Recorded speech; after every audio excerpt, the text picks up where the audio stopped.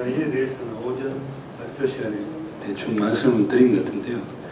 조금 반복을 하면요. 우리 헌법 전문에 자유민주적 기본 질서를 더 공고히 하고라는 말이 유신헌법 때에 들어온 건 맞습니다.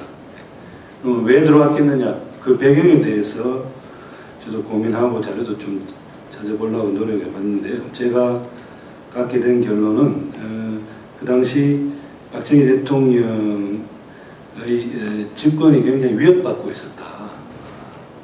그래서 그 얘가 71년의 대통령 선거라든지 국회의원 선거에서 점점 야당들이 세력을 확보해가고 있었지 않습니까?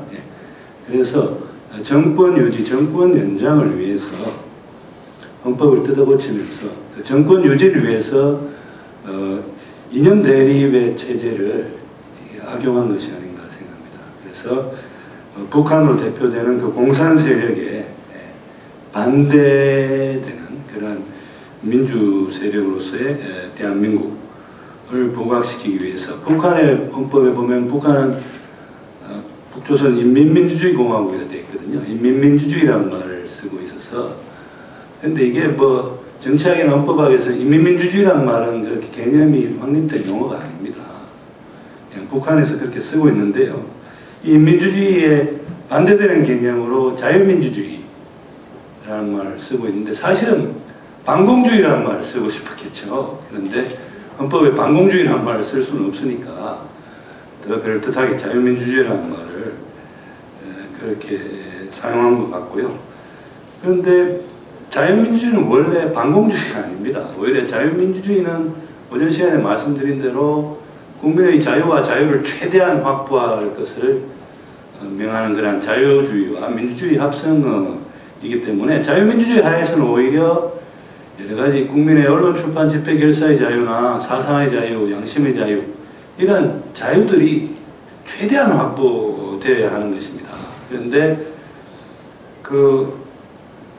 유신헌법에서는 반공주의에 해당하는 개념으로 이 자유민주주의라는 용어를 쓰면서 정권 유지에 악용을 했다고 생각되고요. 아까 김동춘 교수님께서 근데 이러한 유신의 잔재는 현재 진행형이라고 말씀하셨는데 거기에 저는 깊은 공감을 느꼈습니다.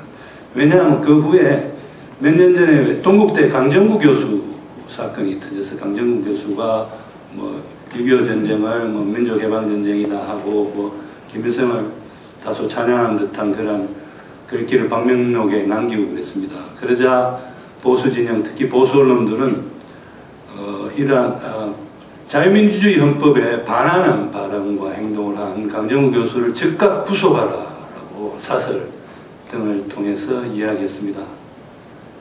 그게 저는 자유민주주의를 오용하는 극적인 장면이라고 생각했습니다. 왜냐하면 진정한 자유민주주의 하에서는 오히려 강정구 교수의 발언은 보호받아야 합니다.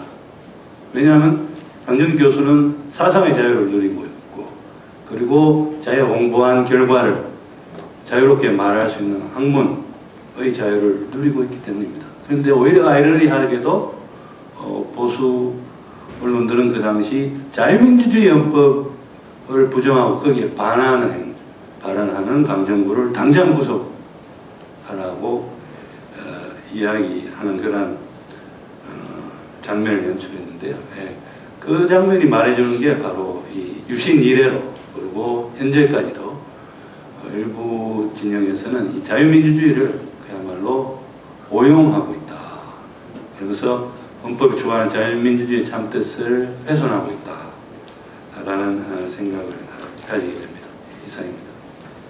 그저 며칠 전에 우리 한국사학계에서 유일하게 왜 이런 말씀을 드리냐고 하면은 뉴라이트가 만든 현대사학회는 이름이 현대사학회인데 한국 현대사 전공자라고 볼 수 있는 사람이 저도 그 전공자 중에 한 사람인데도 불구하고 한 명도 제가 발견하지 못했어요. 그러니까 그 안에는 없다고 저는 생각합니다. 참 재미나죠. 한국 현대사 전공자가 한 명도 없는 한국 현대사학회. 그런데 이 자유민주주의 체제는 자유민주주의는 국채다. 조선일보의 바로 어저께 신문에 크게 제목이 그렇게 뽑혀져 나온 발언을 저는 봤습니다. 많은 사람이 봤죠. 그 국채라고 볼 수 있습니까? 자유민주주의가? 자유민주주의는 하나의 헌법상의 기본 원리고 이념인 것이죠. 그 국채라는 것은 그게 이제 국채 정체의 구분, 램이라는 독일 학자가 썼던 구분인데, 그것도 이제 국채 정체라는 용어는 이제 지금의 현재 헌법학계나 정치학계에서는 안 쓰고 있습니다만, 그때 이야기했던 국채라는 것은 공화국이냐 군주국이냐 그걸 이야기하는 것이지, 이념이라고 할 수 있는 자유민주주의냐 아니냐 이걸 이야기하는 것은 아니죠. 예, 말씀 잘 들었습니다. 네, 우리나라 민주주의 논쟁은 해방 직후에 아주 심했습니다. 그 결과가 파시스트들도 자기들을 민주주의라고 하지 않으면 안 되게끔 만들었는데, 그런가 하면은 북쪽의 국호가 조선민주주의 인민공화국, 인민공화국이라는 국호를 쓰고 있는 나라 중에 유일하게 민주주의라는 말이 더 첨가된 그런 국호를 한반도에서 쓰고 있다는 겁니다. 지금 논쟁하고 있는 부분에 관해서 한인수 선생님이 좀 덧붙여 주셨으면 고맙겠습니다.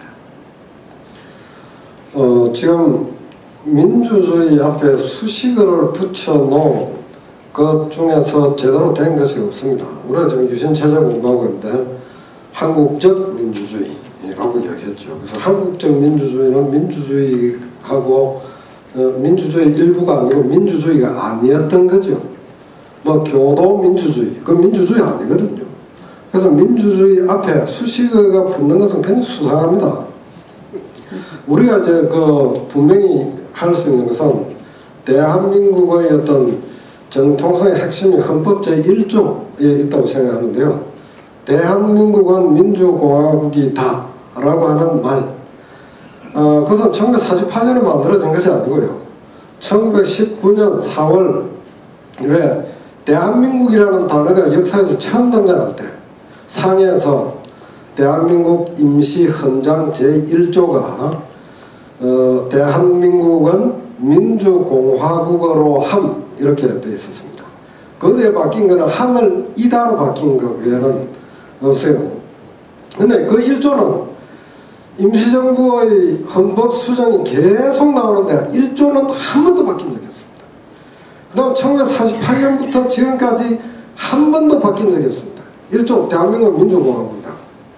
그래서 그것이 가장 기본이다 라고 하는 데서 출발해야 되고, 그 다음 민주주의라는 말을 쓸 때 어떤 통치자들은 좀 뭔가 좀 불온하고 그런 느낌이 있는 것 같아요.